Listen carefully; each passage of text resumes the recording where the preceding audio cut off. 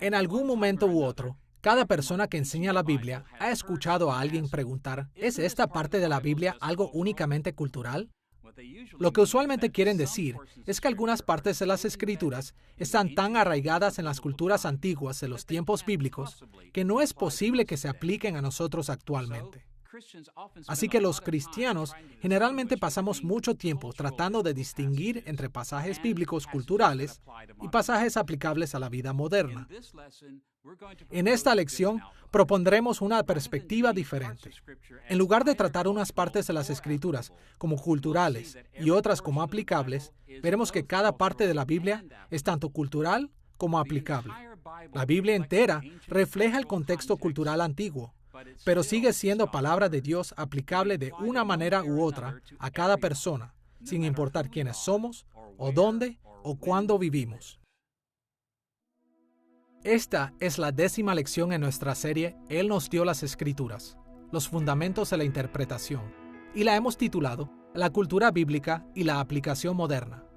En esta lección, veremos cómo las dimensiones culturales de las Escrituras deberían afectar nuestra aplicación de la Biblia en el mundo moderno. Como hemos dicho en lecciones anteriores, cada vez que aplicamos pasajes bíblicos en nuestros días, debemos tener en cuenta la distancia que existe entre la audiencia original de las Escrituras y la audiencia moderna con respecto a su época, su cultura y su aspecto personal. Aunque estas tres consideraciones no pueden estar completamente separadas una de otra, nos vamos a enfocar especialmente en los temas culturales que entran en juego a medida que nos movemos del significado original de las Escrituras a la aplicación moderna. Hay muchas maneras de definir la cultura, pero siguiendo las perspectivas que típicamente aparecen en la sociología y en la antropología moderna, definiremos cultura como los patrones de intersección de conceptos, comportamientos y emociones que caracterizan a una comunidad.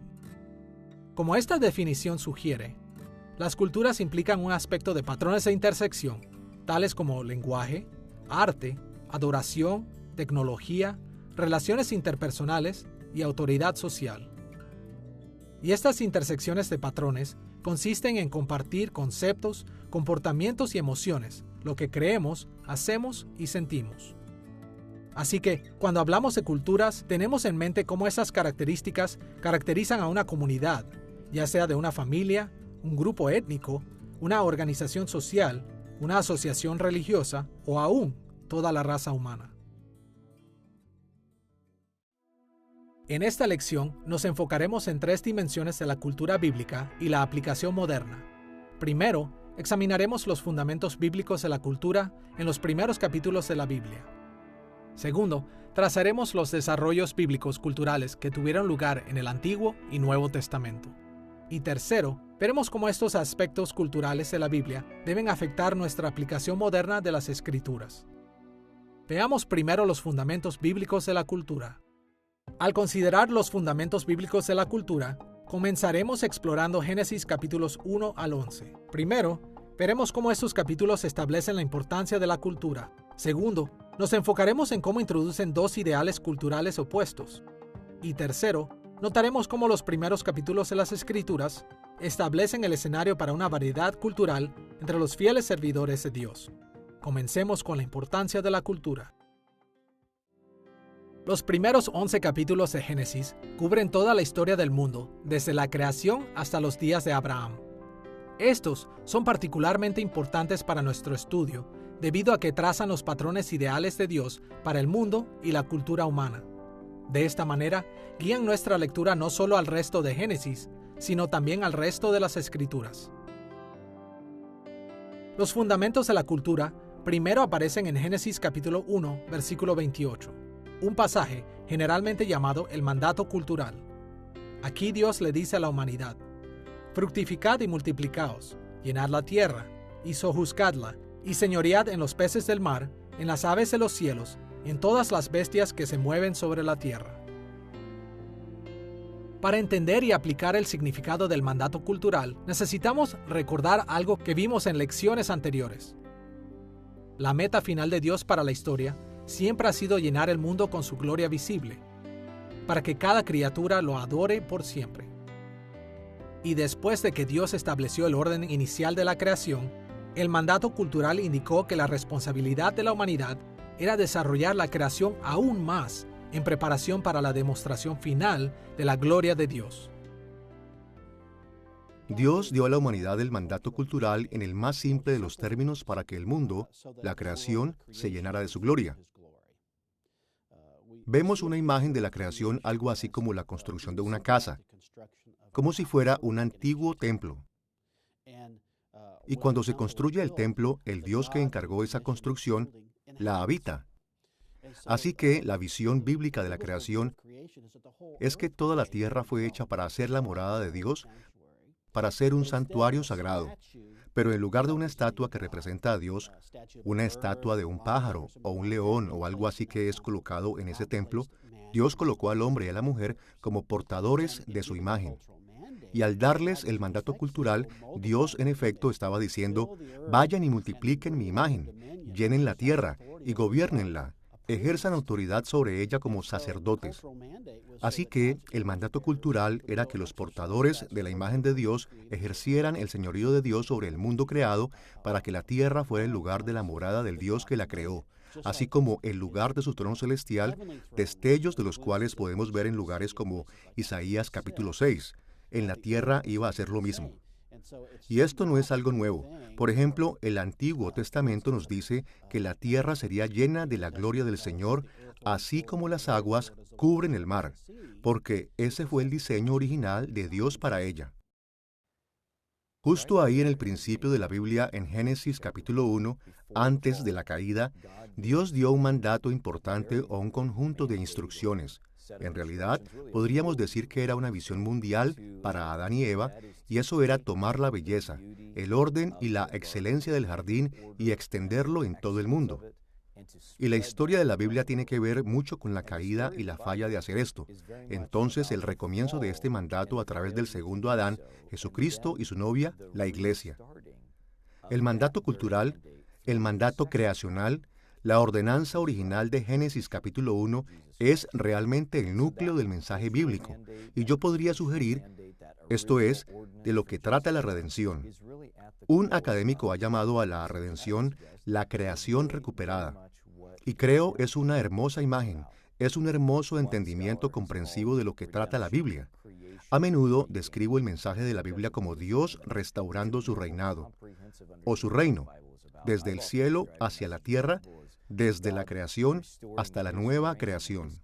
Y eso se mueve en estos dos polos, estos dos ejes, Dios trayendo la realidad celestial para ser completada, un pleno nacimiento de las realidades terrenales y también dando el sentido temporal de Dios trabajando desde la creación hacia el objetivo final de la nueva creación. Y en el corazón de eso está la idea de que Dios está extendiendo su belleza, su excelencia, o para usar un lenguaje más bíblico, su gloria por toda la tierra. Y ese es el llamado para todos los seres humanos como individuos, así como la humanidad redimida en la Iglesia de Dios.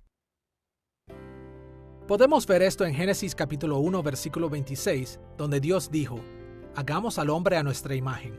En el mundo antiguo, los reyes de las naciones eran llamados imágenes de Dios, en parte porque su tarea real era determinar la voluntad de sus dioses y construir sus culturas conforme a ella.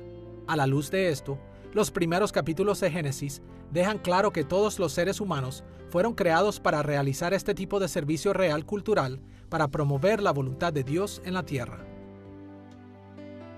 Adicionalmente, en Génesis capítulo 2, explica que cada desarrollo cultural de acuerdo con la voluntad de Dios es un sagrado servicio sacerdotal a Dios.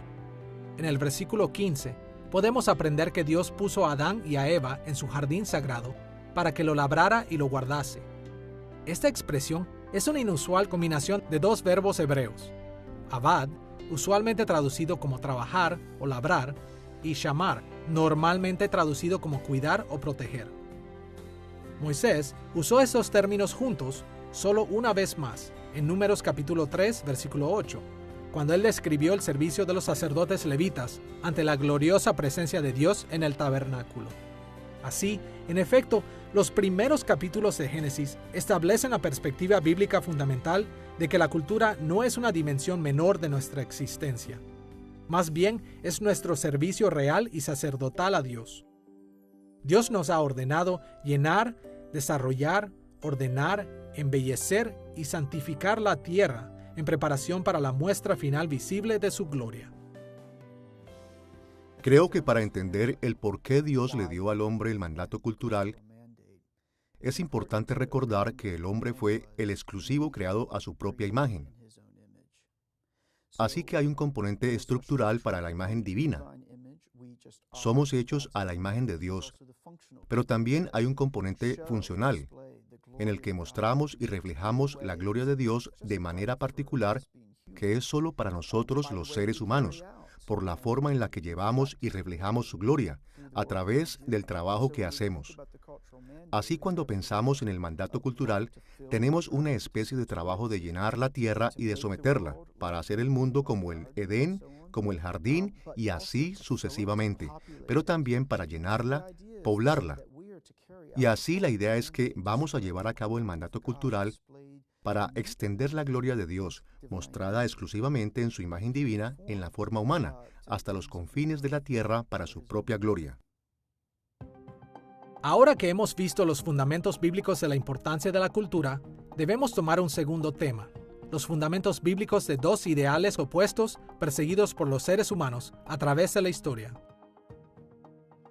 Cuando viajamos a diferentes partes del mundo, estamos en lo correcto al recordarnos que hay muchas razones del por qué las personas hacen cosas de diferentes formas. No todos tenemos que conducir del mismo lado de la calle, hablar el mismo lenguaje o usar el mismo tipo de ropa. Aún así, los primeros capítulos de Génesis dejan claro que la cultura nunca es moralmente neutral.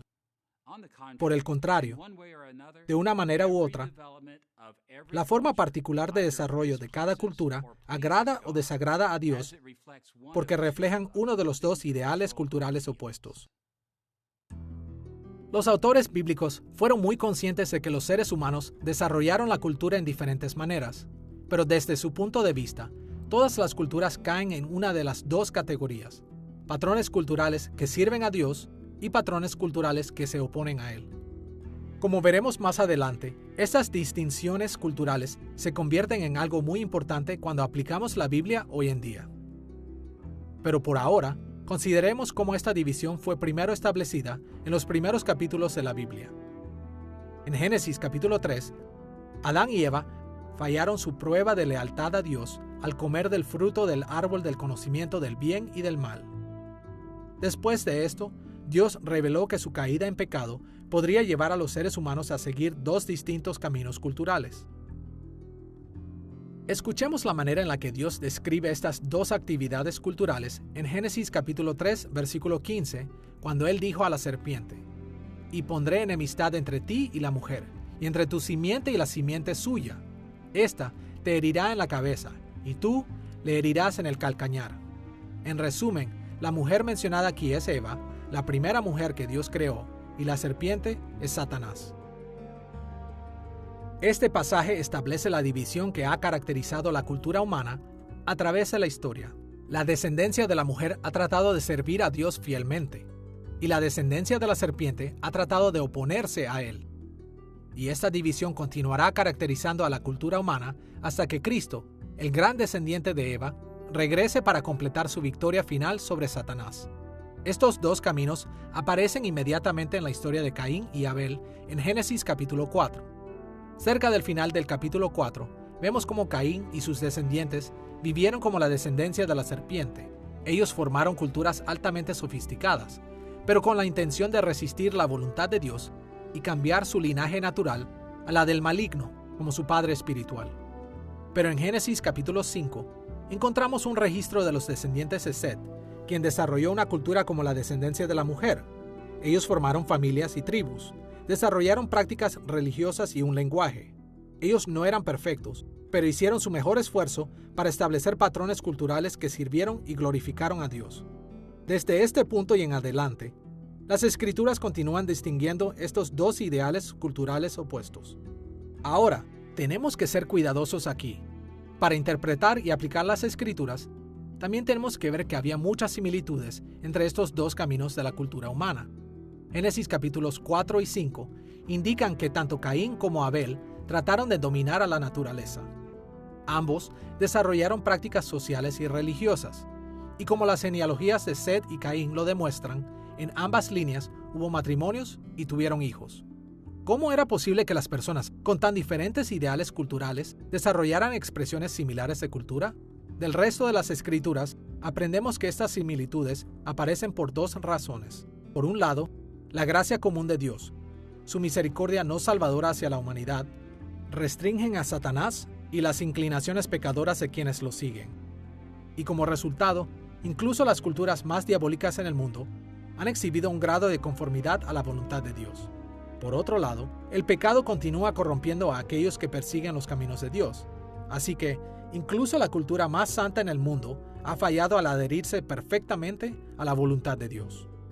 Desde el tiempo de Caín y Abel hasta nuestros días, siempre ha habido tanto diferencias como similitudes entre los esfuerzos culturales de los servidores fieles de Dios y de aquellos quienes se rebelaron contra Él.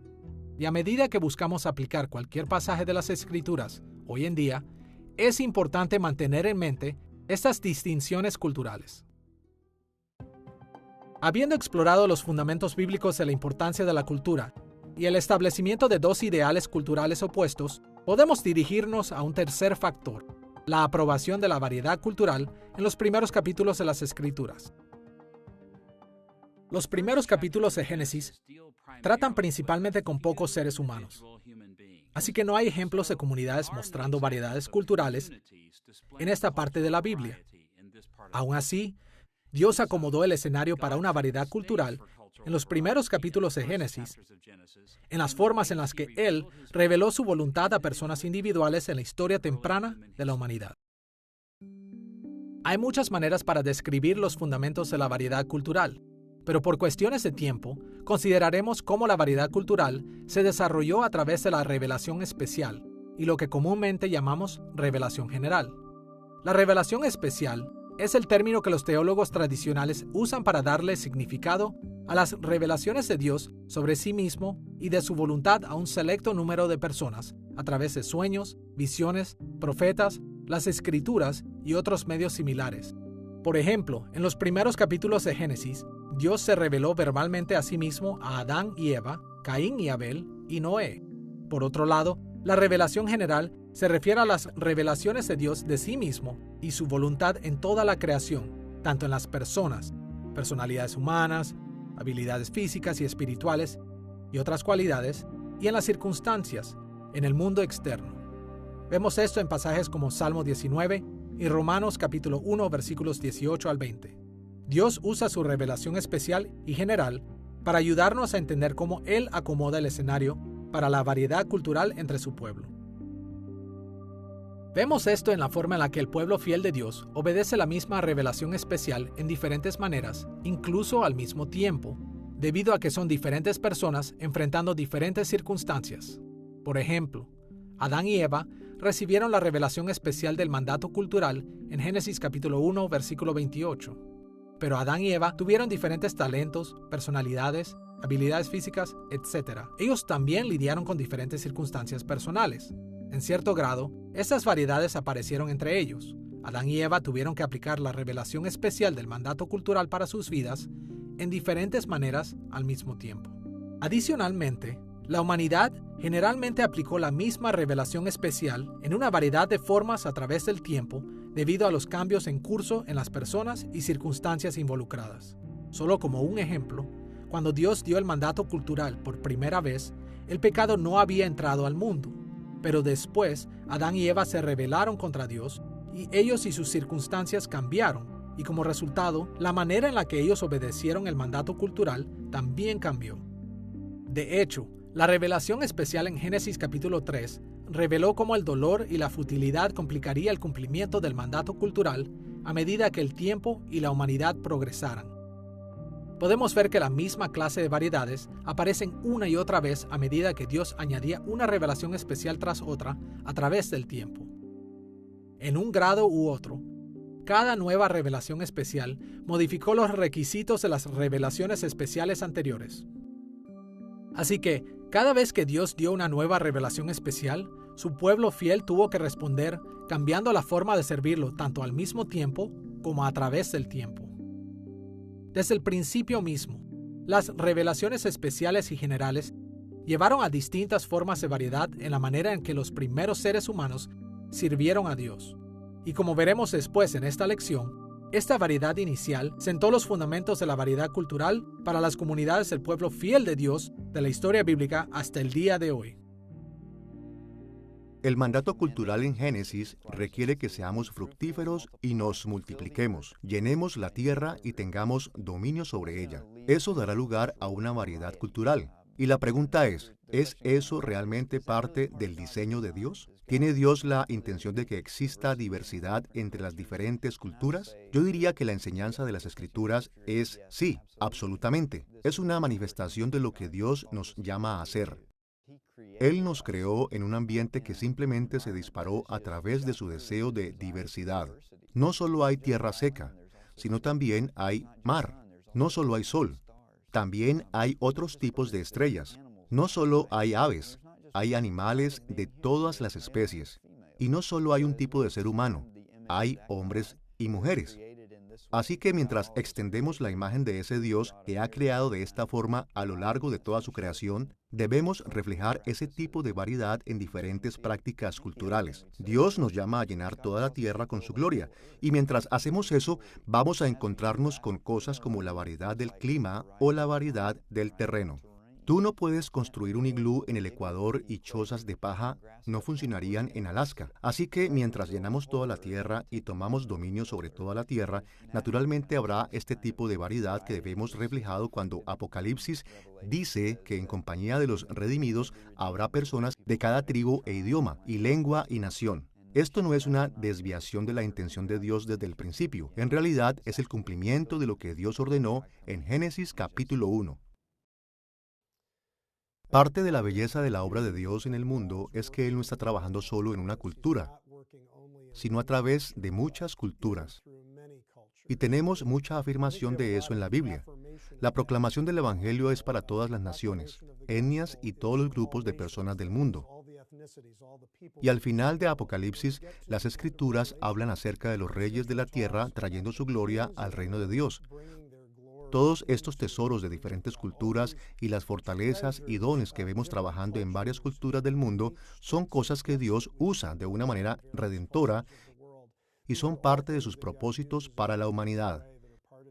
Y esa es una de las razones por las que es muy importante para nosotros tener relaciones a través de las culturas en el cuerpo de Cristo, para que podamos beneficiarnos de todas las riquezas de la obra de Dios a través de las diferentes culturas del mundo. Para explorar la cultura bíblica y su relación con la aplicación moderna, necesitamos mantener en mente no solo los fundamentos bíblicos de la cultura, sino también los desarrollos bíblicos culturales a través del Antiguo y Nuevo Testamento.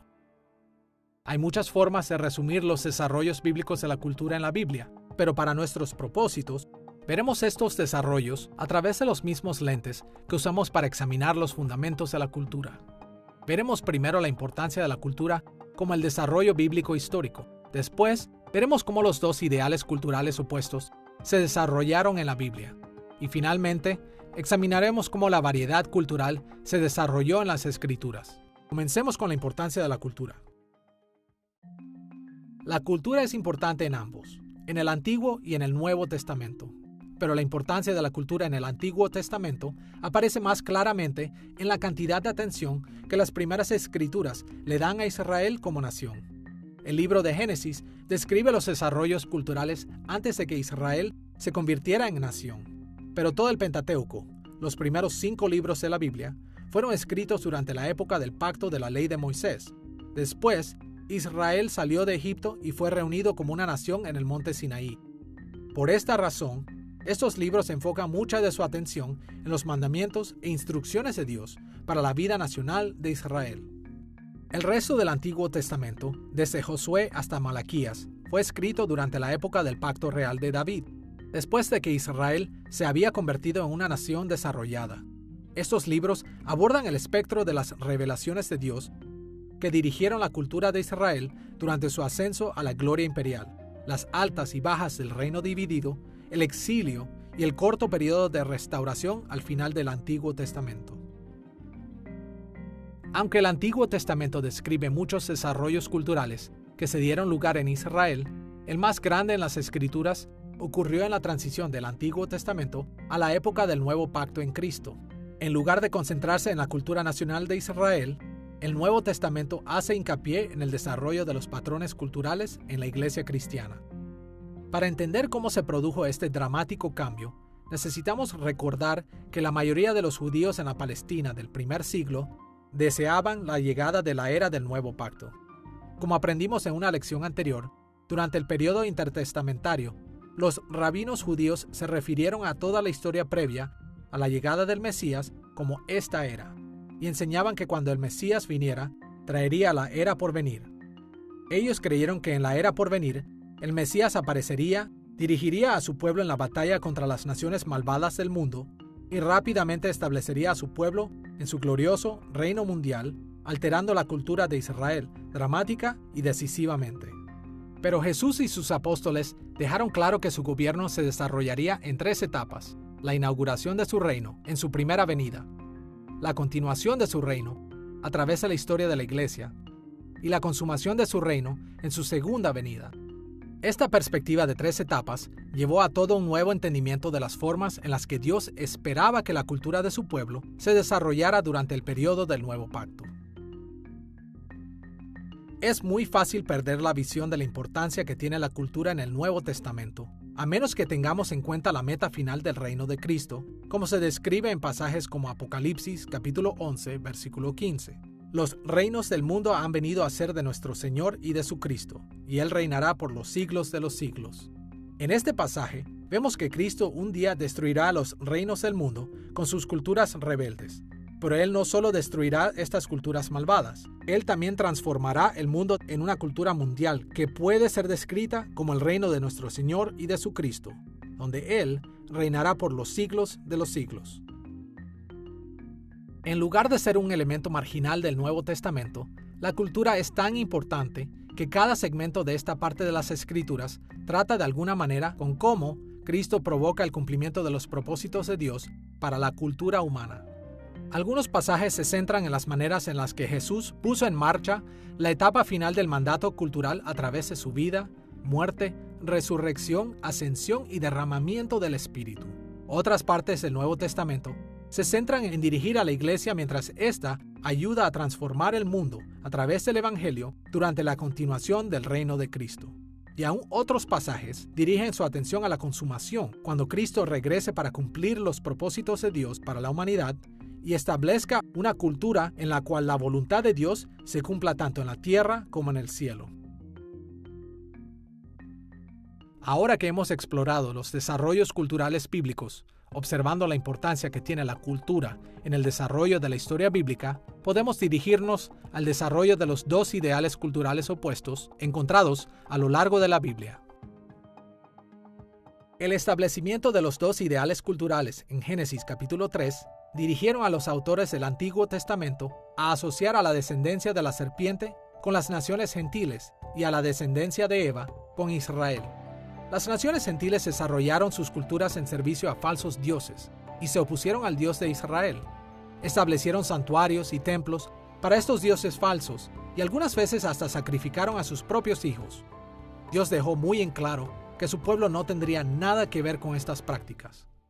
Israel, por otro lado, abrazó las justas leyes que Dios les dio a través de Moisés y trató de vivir de maneras que glorificaron al único y verdadero Dios.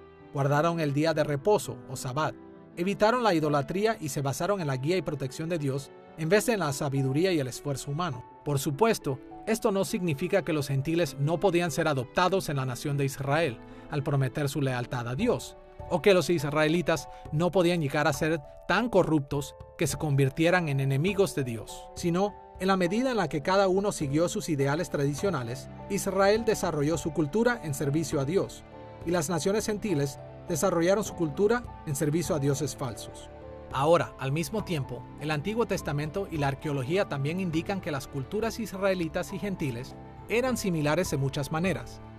Algunas de esas similitudes resultaron porque los israelitas siguieron los caminos pecaminosos de sus vecinos, pero otras similitudes resultaron de la gracia común de Dios, frenando las propensiones pecaminosas de los gentiles, así que algunos aspectos de sus culturas fueron por lo menos superficialmente fieles a la voluntad de Dios.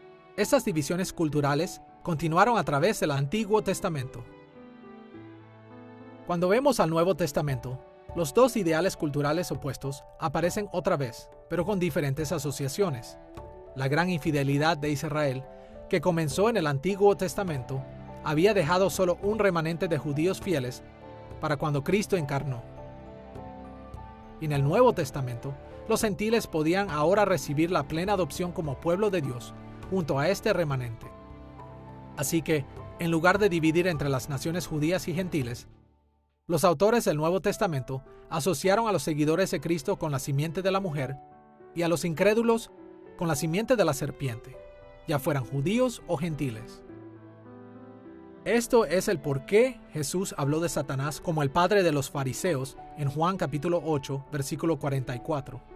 Esto también explica por qué en Romanos capítulo 16, versículo 20, Pablo aludió a Génesis capítulo 3, versículo 15, cuando él aseguró a los cristianos de Roma que Dios aplastaría a Satanás bajo vuestros pies. La relación entre Israel y las naciones gentiles es interesante.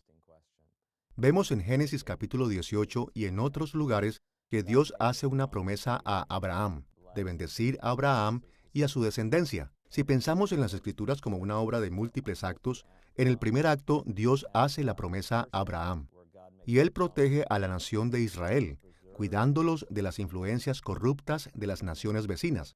Fracasaban, pero Él los disciplinaba. Él protegió a la nación hasta la venida del Mesías. El Mesías vino y anuncia salvación a Israel. En el Evangelio de Mateo, Jesús dice en el capítulo 15, «No soy enviado sino a las ovejas perdidas de la casa de Israel». Esta mujer cananea suplica por su hija, y a veces es preocupante. La gente dice, bueno, ¿por qué no sana a su hija inmediatamente? Y Jesús de alguna manera está diciendo, este es el segundo acto. Yo he venido a anunciar la salvación a las ovejas perdidas de Israel. Pero entonces llegas al final del Evangelio, Mateo capítulo 28, y tenemos el comienzo del tercer acto, donde el Evangelio sale por todas las naciones, para los judíos y para los gentiles por igual. En Romanos capítulo 1 es interesante aún en el tercer acto que Pablo mantenga esta distinción. Él habla al judío primeramente y entonces al gentil. Él siente una obligación con sus compatriotas, con aquellos que tienen las promesas de Abraham. Así que va a la sinagoga y declara que las promesas dadas a nuestros antepasados son ciertas. Cuando él es expulsado de la sinagoga o cuando ellos ya no lo escuchan, él inmediatamente va a los gentiles. Porque como él lo describe en Efesios capítulo 2, a través de la muerte de Cristo en la cruz, la pared divisoria entre los judíos y gentiles es derribada. Hay una hermosa unidad que tenemos ahora como judíos y gentiles juntos, como hijos e hijas adoptados de Dios. El Nuevo Testamento generalmente advierte a los creyentes a no conformarse a este siglo, porque la Iglesia y el mundo siguen ideales opuestos. Pero al mismo tiempo, los autores del Nuevo Testamento reconocieron que la línea entre la Iglesia y el mundo no era absoluta. A medida que la cultura se desarrolló en la Biblia, los primeros cristianos a menudo aprobaban costumbres y puntos de vista filosóficos que los no creyentes siguieron. Y como lo aprendimos anteriormente, algunas de estas similitudes resultaron de la influencia del pecado sobre los seguidores de Cristo, y otras similitudes se derivaban de los efectos positivos de la gracia común en el mundo. En nuestro enfoque sobre los desarrollos bíblicos culturales, hemos visto la importancia de la cultura en el Antiguo y Nuevo Testamento, y cómo los ideales culturales opuestos se desarrollaron a través de la historia bíblica. Vayamos ahora a nuestro tercer tema, la variedad cultural y su desarrollo en las Escrituras. Cuando exploramos el Antiguo Testamento, es obvio que este contiene muchas leyes e instrucciones que fueron diseñadas para solidificar la cultura de la nación de Israel. Pero esto no significa que Dios esperaba que todas las culturas israelitas fueran exactamente iguales. De hecho, ya que diferentes comunidades en Israel aplicaron la revelación especial y general de Dios fielmente, surgieron una variedad de patrones culturales. Muchas de esas variaciones sucedieron simultáneamente. Los sacerdotes levitas aplicaron las leyes de Dios de una manera en sus comunidades, mientras que al mismo tiempo, los reyes y otros líderes políticos aplicaban la ley de Dios de manera diferente. Una familia aplicaba la ley de Dios de manera apropiada para los miembros de su familia, mientras que otras familias aplicaron las leyes de Dios de forma apropiada para sus propios miembros. Más allá de esto, incluso ocurrieron más variaciones mientras Dios daba más y más revelaciones especiales a Israel a través del tiempo. Dios ordenó ciertos patrones culturales para su pueblo mientras ellos marchaban hacia el desierto y diferentes patrones durante la conquista de Canaán. Dios ordenó cambios cuando estableció el reinado en Israel y también cuando mandó a Salomón a construir el templo en Jerusalén. Otras variaciones en la cultura de Israel tomaron lugar durante el exilio y después del exilio. Algunos aspectos de la vida cultural de Israel no cambiaron mucho a través de su historia. Fueron una cultura patriarcal, de principio a fin. El esposo era la figura principal en la familia. Definitivamente no era la única figura. Recuerdo los proverbios donde dice que debemos honrar a nuestro padre y no maldecir a nuestra madre. Pero sin embargo, la cultura fue en gran medida patriarcal de principio a fin. Por otro lado, su estilo de vida cambió dramáticamente al dejar los clanes y organizarse más en una estructura tribal y finalmente al estatus de nación. Después, la nación fue destruida y fueron simplemente una cultura dentro de un imperio mundial más grande, tratando de entender quiénes somos como pueblo de Dios. Así que esa situación política cambió para ellos muy dramáticamente durante ese periodo de tiempo. Cuando vamos al Nuevo Testamento, una vez más encontramos variedades. Los patrones culturales del Antiguo Testamento estaban siendo aplicables, pero tenían que ser vistos a la luz del hecho de que el pueblo de Dios ya no sería solo una nación. El pueblo de Dios ahora era la iglesia, una comunidad llamada a vivir dentro de muchas diferentes culturas nacionales. Así como era de esperarse, en la época del Nuevo Pacto, Dios dirigió a su pueblo fiel a desarrollar aún más la variedad cultural. Las diferencias en el pueblo y en las circunstancias dirigieron a las comunidades cristianas a aplicar las enseñanzas bíblicas en diferentes maneras entre sí. Por ejemplo, los creyentes judíos y gentiles observaban prácticas culturales distintivas basadas en sus propias circunstancias, y las iglesias cristianas ubicadas en diferentes regiones tenían que considerar a su propia gente y las circunstancias al aplicar la Biblia. Y varios grupos de familia siguieron fielmente las palabras de Dios en diversas maneras. Pero es importante recordar que la revelación especial del Nuevo Pacto no tuvo lugar al mismo tiempo. Durante casi un siglo, Dios reveló su voluntad para la iglesia a través de Cristo y a través de los apóstoles y profetas de Cristo. Así que la cultura de la iglesia en el Nuevo Testamento también varió con el tiempo. Por ejemplo, la práctica de la circuncisión cambió dramáticamente cuando los apóstoles y los ancianos se reunieron en Jerusalén en Hechos capítulo 15. Y cada vez que un libro del Nuevo Testamento fue escrito y recibido, varias iglesias cristianas pasaron por cambios. Por estas y muchas otras razones, hubo una gran variedad cultural entre las comunidades cristianas en los tiempos del Nuevo Testamento. Ahora que hemos visto la cultura bíblica y la aplicación moderna, al investigar los fundamentos bíblicos de la cultura y la manera en la que los desarrollos bíblicos afectaron la cultura en la Biblia, vayamos a nuestro tercer tema principal. ¿Qué tienen que decir todas estas consideraciones acerca de nuestra aplicación moderna de las Escrituras? En nuestros días, muchos evangélicos piensan de la fe principalmente como un asunto privado e individual. Ahora, para estar seguros, las Escrituras tienen mucho que decir acerca de nuestra relación personal con Dios. Pero muchos de nosotros exaltamos este aspecto de la Biblia hasta el punto en que tenemos muy poco interés en las implicaciones de las Escrituras para la cultura moderna.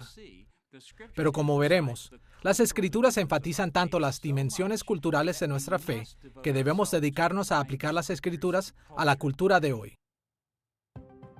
Consideraremos la aplicación moderna de lo que la Biblia enseña acerca de la cultura de la misma manera en la que vimos los fundamentos y el desarrollo de la cultura en las Escrituras.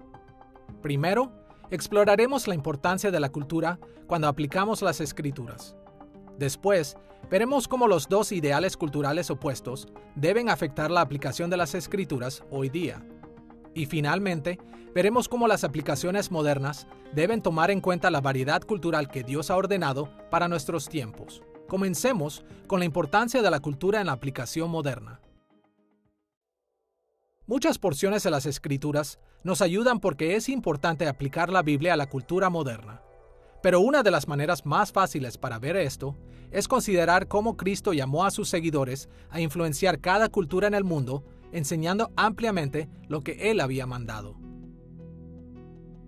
Escuchemos la forma en la que Jesús estableció esto en Mateo capítulo 28, versículos 19 y 20. El pasaje familiar que los cristianos generalmente llamamos la Gran Comisión o el mandato del Evangelio.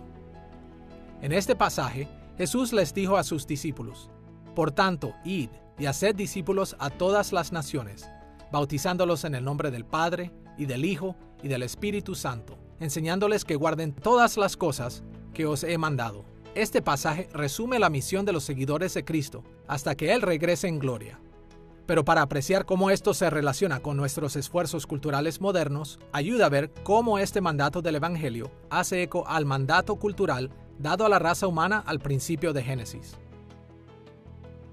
En el mandato cultural de Génesis capítulo 1, versículo 28, Dios le dijo a la humanidad: fructificad y multiplicaos. Similarmente, en Mateo capítulo 28, versículo 19, Cristo llamó a sus seguidores a crecer en número cuando Él dijo: id y haced discípulos a todas las naciones, bautizándolos en el nombre del Padre, y del Hijo, y del Espíritu Santo.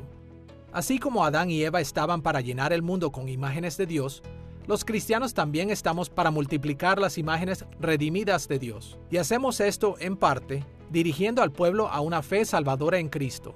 Pero el mandato del Evangelio de Jesús no se detuvo con solo incrementar el número de siervos fieles de Dios. De acuerdo a Mateo capítulo 28, versículo 20, nuestra misión también implica enseñándoles que guarden todas las cosas que os he mandado. Así como Adán y Eva fueron llamados a obedecer a Dios, llenando la tierra y sometiéndola, los cristianos estamos para enseñar a todas las naciones a obedecer a Dios siguiendo sus mandamientos, y eso incluye instrucción en casi todas las facetas de la cultura. Podemos verlo de esta manera. Adán y Eva debían obedecer a Dios y construir la cultura sometiendo a la tierra, y nosotros debemos obedecer a Dios y construir la cultura al discipular a las naciones.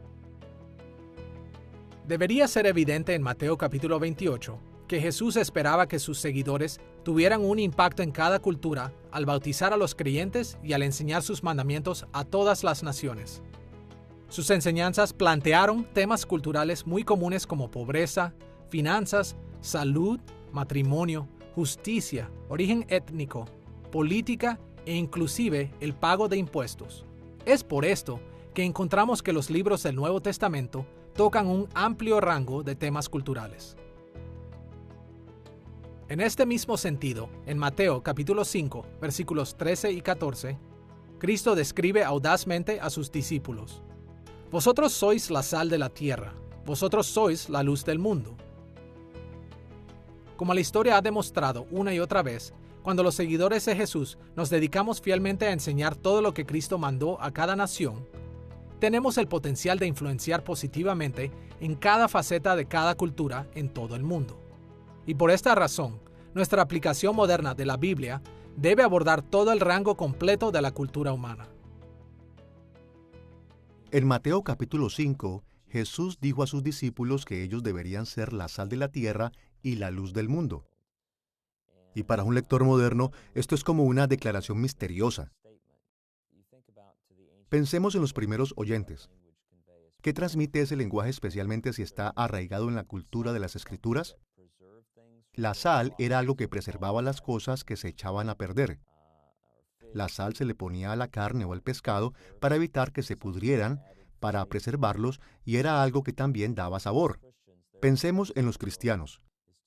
Su influencia en el mundo es ser instrumentos de Dios, siendo una presencia de justicia, preservando la cultura o dando sabor a la cultura con la presencia de la verdad de Dios. Y la luz también da una imagen de eso. La luz a través de las Escrituras es vista como una imagen de revelación, como revelador. Y los cristianos han de estar en el mundo revelando quién es Dios, difundiendo, iluminando a un mundo oscuro con la verdad y la justicia de quién es Dios. En nuestro estudio de la cultura bíblica y la aplicación moderna, hemos visto la importancia de la cultura para los seguidores de Cristo hoy en día. Ahora veremos nuestro segundo tema: ¿cómo la existencia de dos ideales culturales opuestos impacta nuestra aplicación moderna de la Biblia? Cuando Cristo vino a la tierra, Él inauguró la etapa final de su gran victoria sobre Satanás. Pero esta victoria estará completa solo cuando Cristo regrese en gloria en la consumación de todas las cosas. Mientras tanto, durante la continuación de su reino, la raza humana sigue estando dividida entre la descendencia de la serpiente, el mundo incrédulo que persigue el ideal cultural de la rebelión en contra de Dios, y la descendencia de Eva, los seguidores de Cristo que persiguen el ideal cultural de servicio a Dios. Pero como en los tiempos bíblicos, la línea entre el pueblo de Dios y el mundo no es absoluta. Hasta que Cristo regrese, su pueblo en la tierra continuará luchando contra la influencia que queda del pecado. Somos libres de la tiranía del pecado, pero no libres de su influencia. Al mismo tiempo, la gracia común de Dios sigue restringiendo al mundo, por lo que hasta los no creyentes generalmente viven vidas que, en cierta medida, se ajustan a la voluntad de Dios. Y esto es especialmente cierto en las naciones en las que el Evangelio ha tenido gran influencia. Como seguidores de Cristo, es nuestra responsabilidad seguir caminos culturales que son fieles a la voluntad de Dios y evitar aquellos que no lo son. Algunas veces, los caminos que perseguimos deben ser muy diferentes al mundo. Los autores bíblicos repetidas veces advierten a sus audiencias originales en contra de caer en la idolatría, la inmoralidad sexual, el egoísmo, el orgullo, la injusticia y una serie de otros males culturales. Donde quiera que veamos ese tipo de males en nuestros días, debemos alejarnos de ellos. Pero en otras ocasiones, los autores bíblicos animan a sus audiencias originales a reconocer la influencia de la gracia común en diferentes aspectos de las relaciones sociales: la tecnología, el arte, la música, la arquitectura, la ley y la política.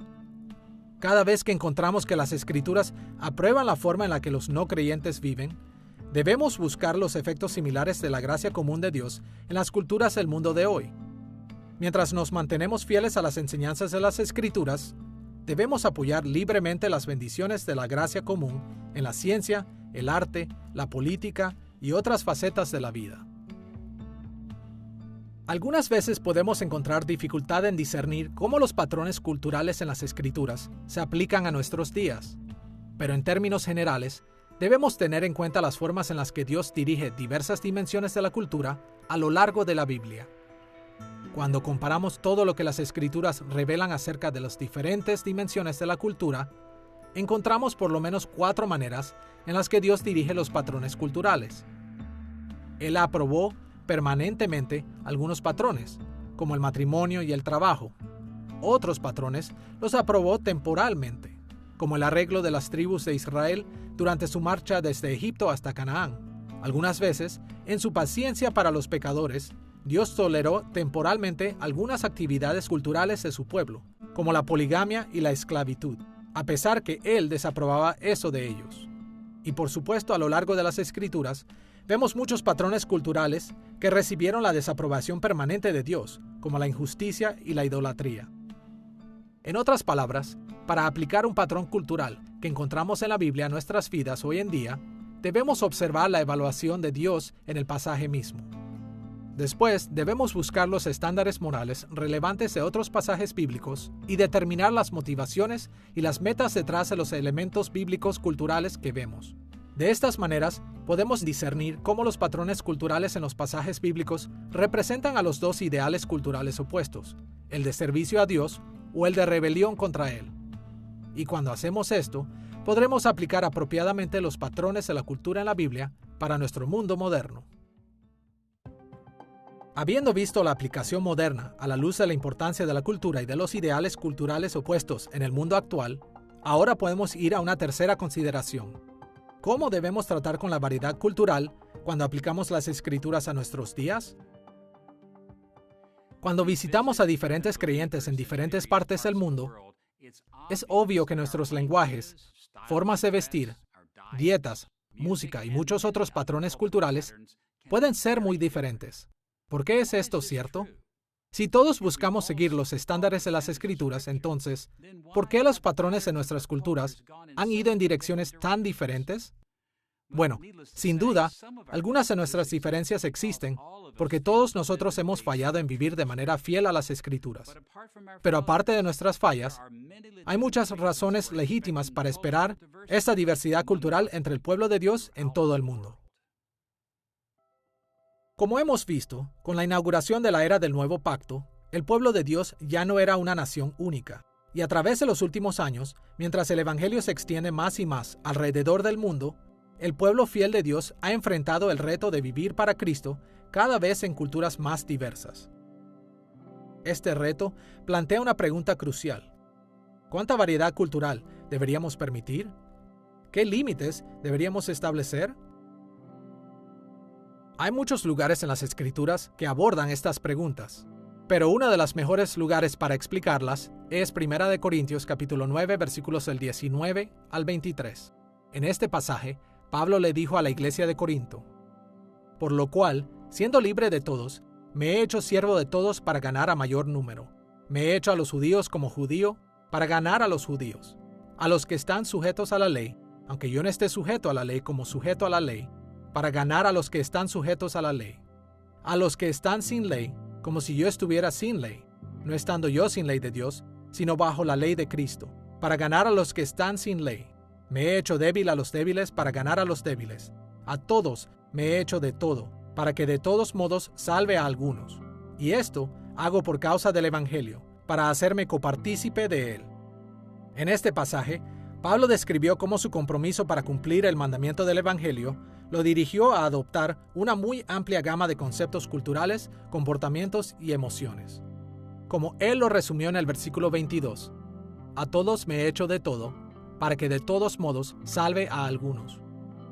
Como alguien que viajó de acá para allá, Pablo tuvo que ejercer una extraordinaria cantidad de flexibilidad cultural. En el versículo 20, él dijo: «Me he hecho como a los que están sujetos a la ley», cuando él estaba en las comunidades judías. Y en el versículo 21, él dijo que se había hecho como si yo estuviera sin ley, cuando él estaba con las comunidades gentiles. Pero notemos cómo Pablo estableció límites en la variedad de culturas a las que él estaba dispuesto a aceptar. En el versículo 20, él dijo que se había hecho como a los que están sujetos a la ley, aunque yo no esté sujeto a la ley. En otras palabras, Pablo siguió los patrones culturales de las comunidades judías, pero él no estaba obligado por la ley como los líderes religiosos de sus días lo entendieron. La mayoría de los fariseos y líderes religiosos en el tiempo de Pablo solo usaron la ley para hacer alarde de su propia justicia.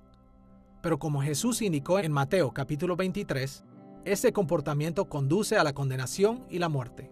Aquí, Pablo explicó que él adoptó la cultura sin adoptar las normas culturales que en última instancia solo lo llevarían a estar bajo el juicio de Dios. De igual manera, en el versículo 21, él dijo que se había hecho como si yo estuviera sin ley, no estando yo sin ley de Dios, sino bajo la ley de Cristo. Pablo compartió los conceptos culturales, comportamientos y emociones de las comunidades gentiles, pero solo en la medida en la que él no violara la ley de Dios como Cristo la había interpretado para su pueblo del Nuevo Pacto. De la misma manera, para cumplir el mandato del Evangelio hoy en día, los fieles seguidores de Cristo deben estar preparados para aplicar las Escrituras de manera diferente cada vez que se encuentren con personas y circunstancias de otros trasfondos culturales. Las congregaciones locales, empresas cristianas, escuelas, hospitales e incluso las amistades serán diferentes una de la otra. Y por supuesto, mientras el tiempo pasa, estas comunidades cambiarán en la medida en la que las personas y las circunstancias involucradas cambien también. Pero esto no significa que somos libres para dar forma a las culturas de nuestras comunidades en la manera en la que deseamos. Por el contrario, como el apóstol Pablo, los seguidores de Cristo hoy en día deben estar firmemente comprometidos a permanecer dentro de los parámetros de las Escrituras. Este compromiso de mantenerse fieles a las Escrituras, cuando las aplicamos de diferentes maneras en nuestras comunidades, es uno de los aspectos más complejos de la aplicación moderna. Cuando Dios se revela, lo hace en tiempo y espacio. Eso es parte de la gloria de su revelación y de su plan de redención. A medida que trabajamos de la era del Antiguo Testamento hasta la era del Nuevo Testamento, interactuamos con varias culturas, personas de diferentes periodos de tiempo. Hay toda una variedad cultural ligada a ciertos lugares en la historia, en términos de culturas y trasfondos. ¿Cómo sabemos cuál variedad debe ser aplicada a nosotros y cómo debe ser vivida? Primero tenemos que evaluar la variedad en términos del estándar de ciertas exigencias morales. Algunas variedades culturales necesitan ser rechazadas por ser inconsistentes con la forma en la que Dios nos hizo. Lo que son sus estándares morales y sus prácticas, a pesar de lo que pueden reflejar. Pueden reflejar idolatría y un rechazo a Dios y sus normas. A lo largo de la historia bíblica, cada comunidad del fiel pueblo de Dios mantiene ciertos patrones culturales. Pero otros patrones culturales cambiaron con el tiempo. Una forma de determinar hasta qué punto debemos imitar cualquier patrón de cultura que encontremos en la Biblia es poniendo atención a si una característica cultural particular sigue siendo la misma en todas las escrituras o ha cambiado para adaptarse a diferentes épocas, personas o circunstancias. Si los patrones culturales cambiaron en las escrituras, debemos esperar que sean modificables en nuestros días también. Pero si facetas de la cultura se mantienen igual a través de la historia bíblica, debemos considerarlos normas para nosotros hoy en día. Por ejemplo, las estructuras familiares y las situaciones de la vida han cambiado en los últimos 2000 años, pero las escrituras constantemente instruyen a los niños a obedecer a sus padres. Esto sigue siendo cierto para nosotros hoy en día. Y aunque los sistemas legales varían de cultura a cultura y de era a era, las escrituras nunca alteran el hecho de que se espera que el pueblo de Dios sea un testigo honesto cuando se llama a testificar. Los sistemas políticos, la ropa, la música, las preferencias alimenticias y muchas otras facetas de la cultura cambiaron a través de la historia bíblica, pero la directriz de honrar y servir a Dios en nuestras familias, trabajos y comunidades se ha mantenido constante. Como seguidores de Cristo, debemos tener cuidado en distinguir estas continuidades y discontinuidades cada vez que aplicamos un patrón cultural de las Escrituras a nuestros propios días. En esta lección, hemos explorado varias dimensiones importantes de la cultura bíblica y la aplicación moderna. Hemos visto los fundamentos de la cultura bíblica en los primeros capítulos de la Biblia. Hemos observado los desarrollos bíblicos que tuvieron lugar en la cultura, tanto en el Antiguo como en el Nuevo Testamento. Y hemos explorado cómo los aspectos de la cultura en la Biblia deberían afectar nuestra aplicación moderna de las Escrituras. La Biblia misma deja claro que los fieles seguidores de Cristo deben aplicar las enseñanzas de las Escrituras no solamente a ellos mismos como individuos, sino a las dimensiones culturales de sus vidas también. Incluso durante la época del Nuevo Pacto, seguimos siendo imágenes de Dios y hemos sido llamados a construir la cultura humana de maneras que agraden a Dios. Este mandato continuará en efecto hasta que Cristo regrese. Así que debemos aprender cómo las Escrituras se aplican en cada dimensión de la cultura moderna.